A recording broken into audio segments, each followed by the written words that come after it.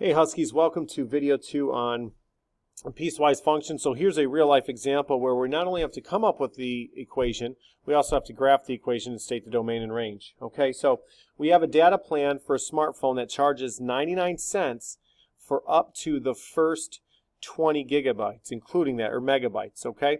And then 7 cents each additional megabyte after that. So use bracket notation to come up with a formula for the daily cost C of the data plan as a function of the number of megabits used. So what they're saying there in part A is we're saying that cost, okay, the cost is a function of megabits. So function of megabits, and that's going to equal, in bracket notation, looks like this, okay?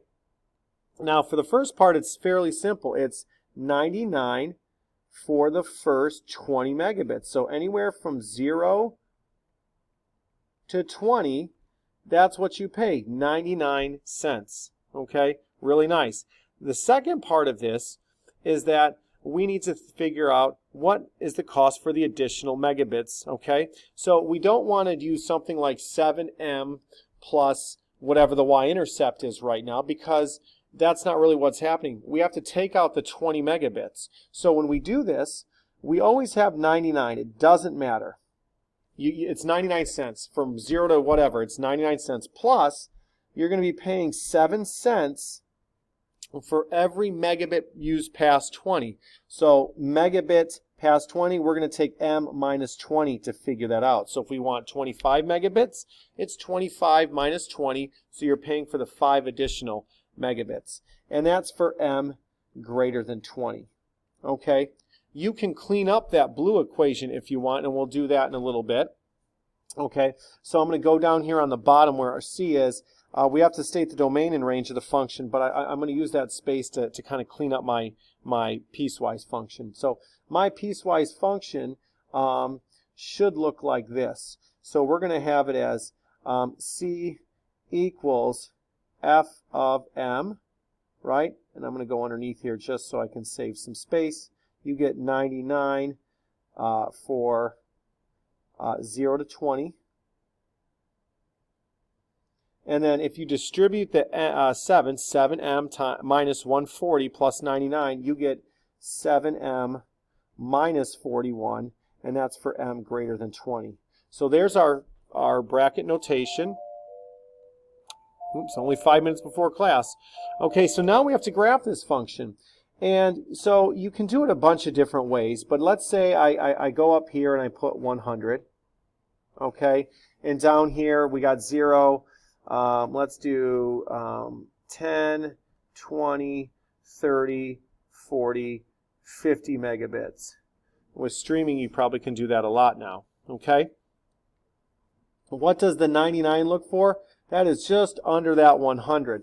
So out to the first 20, which is here, okay, we're going to draw a straight line barely under the 100 out to 20.